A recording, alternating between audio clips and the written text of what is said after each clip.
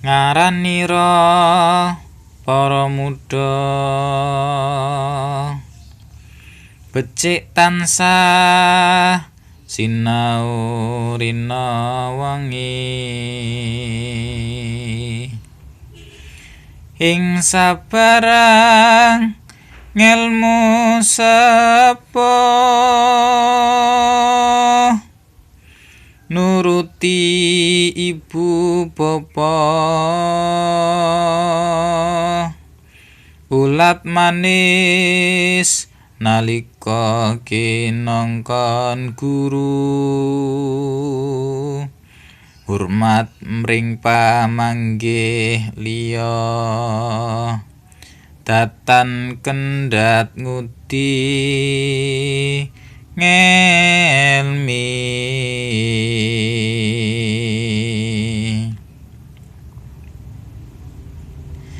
nggih para sutresna budaya Jawa kanca-kanca lan adik-adik.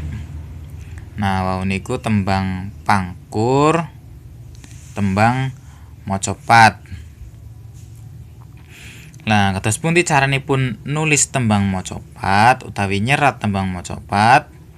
Nah, temtunipun tembang macapat menika wonten pathokanipun atau aturanipun. Nah, aslinipun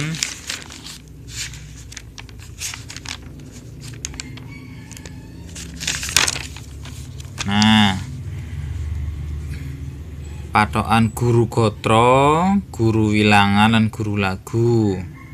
Nah, tembang pangkur wonten 7 gatra. Gatra pertama, 2, 3, 4, 5, 6, 7.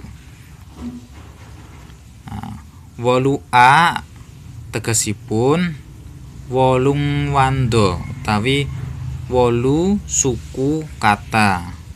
11 berarti 11 suku kata utawi 11 wanda lan seterusipun salajengipun.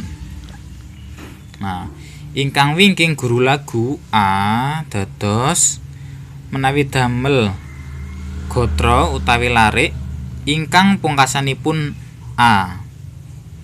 Nah, tulanipun muda utawi muda A. Lajeng 11 I. Nah, I. Jeng U sepuh U. 7 A. 12 U. Nah, U A I. Nah, lan salajengipun.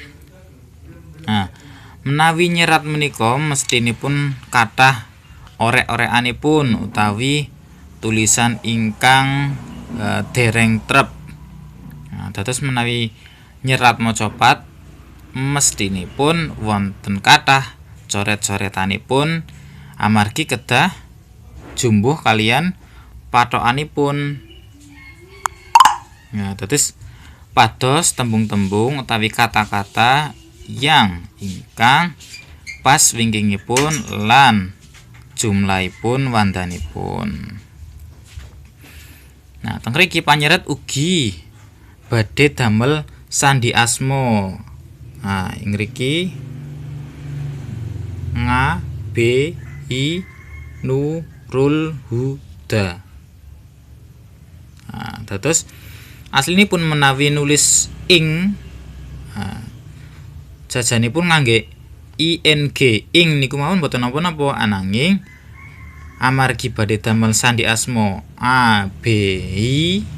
Nah, dados ing mriki panyerat damel seratanipun ngangge tembung h dados hing mriki sami nurul huda.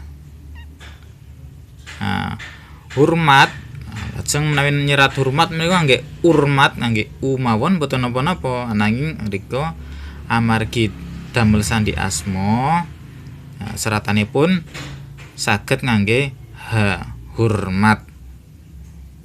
Nah, menika cara damel tembang macapat kanthi sandi asma.